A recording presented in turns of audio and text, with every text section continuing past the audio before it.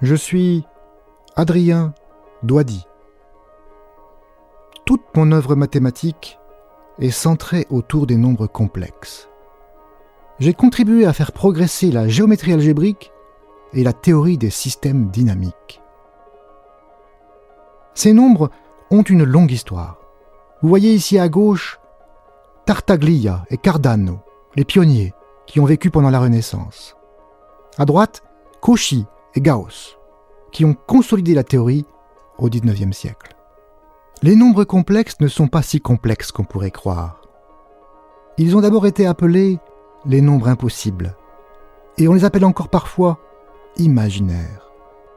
Car c'est vrai, il faut un peu d'imagination. Mais aujourd'hui, ces nombres ont envahi la science et ne sont plus vraiment mystérieux. C'est en particulier grâce à eux qu'on peut construire de jolis ensembles fractales. Et j'ai beaucoup travaillé sur ce sujet. J'ai même réalisé un film, La dynamique du lapin, l'un des premiers films d'animation mathématique. Je vais d'abord vous expliquer les nombres complexes au tableau. Les mathématiciens aiment bien écrire à la craie. Vous verrez que la règle, l'équerre et le rapporteur ont parfois des comportements inhabituels. Traçons une droite graduée au tableau. L'une des plus belles idées des mathématiques est de relier la géométrie et l'algèbre. C'est le point de départ de la géométrie algébrique.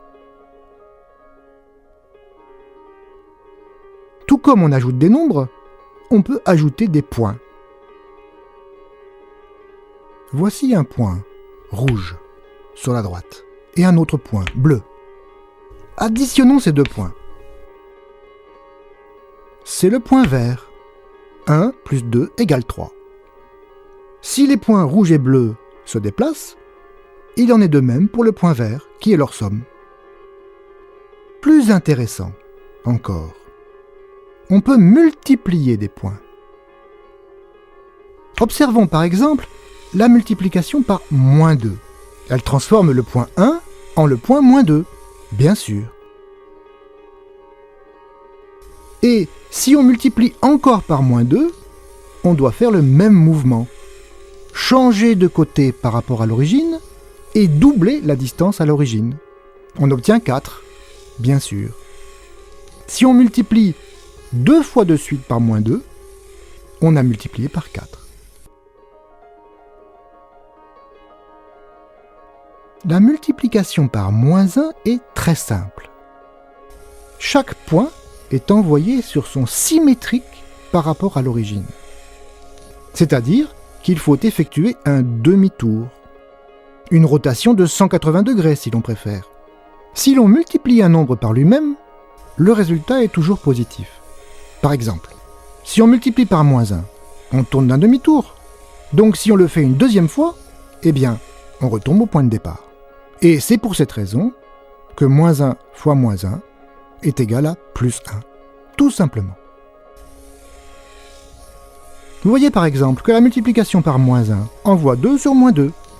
Et que si on multiplie encore une fois par moins 1, on revient en 2. Évident, n'est-ce pas? Il n'y a donc aucun nombre qui, multiplié par lui-même, donne moins 1. Autrement dit, moins 1 n'a pas de racine carrée.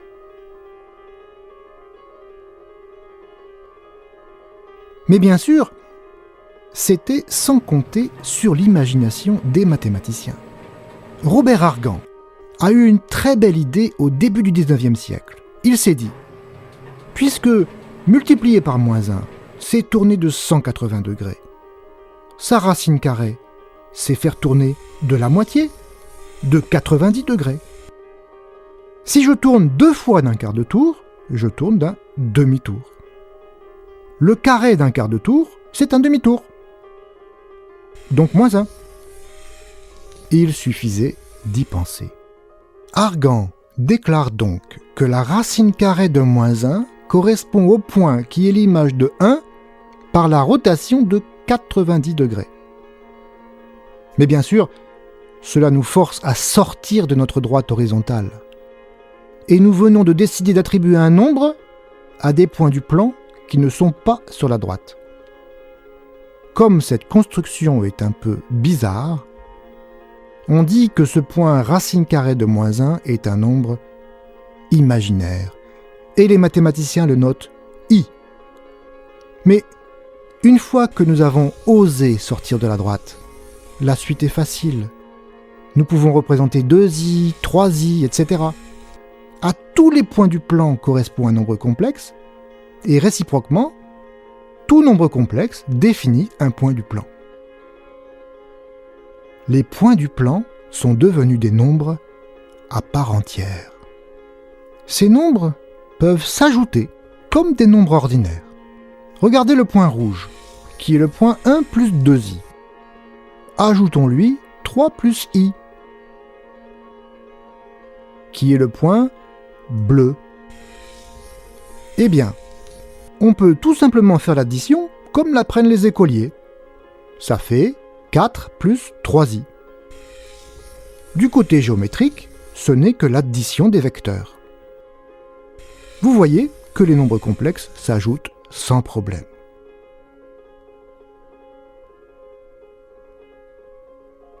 Mais bien plus intéressant encore, ces nombres complexes peuvent aussi se multiplier, tout comme les nombres réels. Voyons. Nous savons multiplier un nombre complexe par 2, par exemple. 2 fois 1 plus i, ça fait bien sûr 2 plus 2i. Du côté géométrique, c'est facile de multiplier par 2, juste une dilatation par 2. Le double du point rouge, c'est le point vert.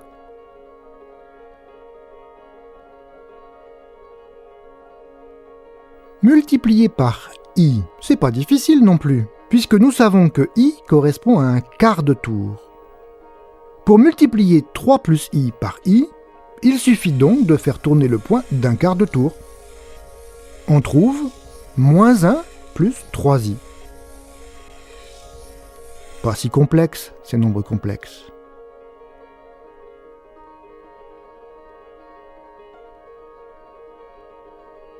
Et finalement, on peut multiplier deux nombres complexes quelconques sans problème. Essayons par exemple de multiplier 2 plus 1,5i et moins 1 plus 2,4i. On fait comme d'habitude. On multiplie d'abord par 2, puis par 1,5i et on ajoute les résultats. On obtient donc 2 fois moins 1 plus 2,4i plus 1,5i fois moins 1 plus 2,4i. On a donc moins 2 plus 4,8i moins 1,5i plus 3,6i fois i.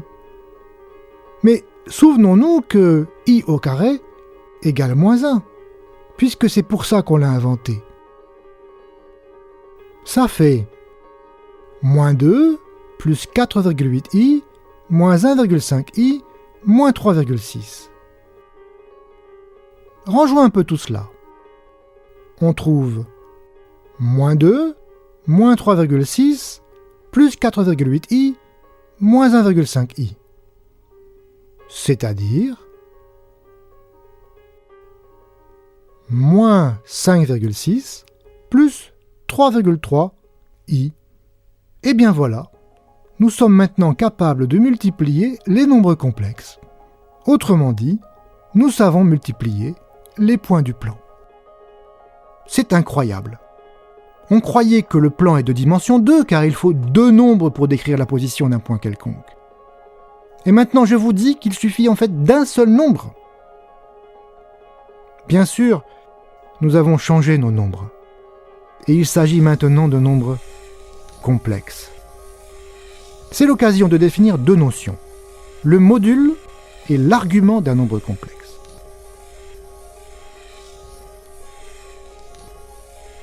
Le module d'un nombre complexe z, c'est simplement la distance à l'origine du point correspondant du plan. Prenons la règle pour mesurer le module du point rouge, c'est-à-dire 2 plus 1,5i. Voyons, on mesure une longueur de 2,5. Le module de 2 plus 1,5i est donc 2,5. Pour le point bleu, on trouve 2,6. Et pour le point vert, qui est le produit des deux points, rouge et bleu, on trouve 6,5. C'est un fait général. Le module du produit de deux nombres complexes n'est rien d'autre que le produit des modules des deux nombres.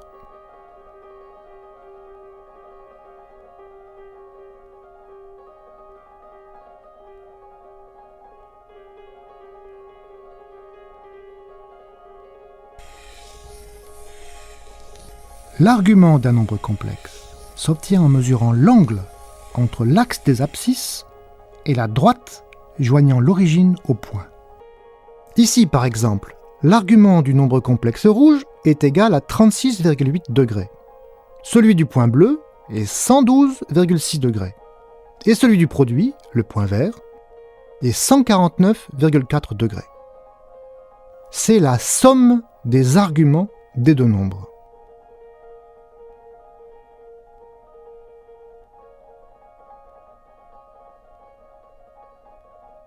Quand on multiplie deux nombres complexes, les modules se multiplient et les arguments s'ajoutent.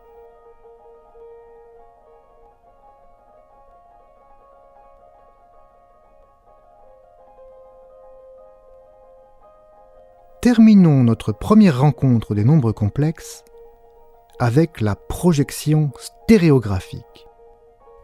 Prenons une sphère tangente au tableau à l'origine. Par projection stéréographique, à chaque point du plan du tableau, c'est-à-dire à chaque nombre complexe, correspond un point sur la sphère. Seul le pôle nord de la sphère, c'est-à-dire le pôle de projection, n'est associé à aucun nombre complexe. On dit qu'il est associé à l'infini. Ainsi, les mathématiciens disent que la sphère est une droite projective complexe. Pourquoi droite ? Parce qu'il faut un seul nombre pour décrire ces points. Pourquoi complexe ? Parce que ce nombre est complexe. Pourquoi projective ? Parce que nous avons rajouté un point à l'infini en projetant. Un peu bizarre, ces mathématiciens, qui disent maintenant que la sphère est une droite.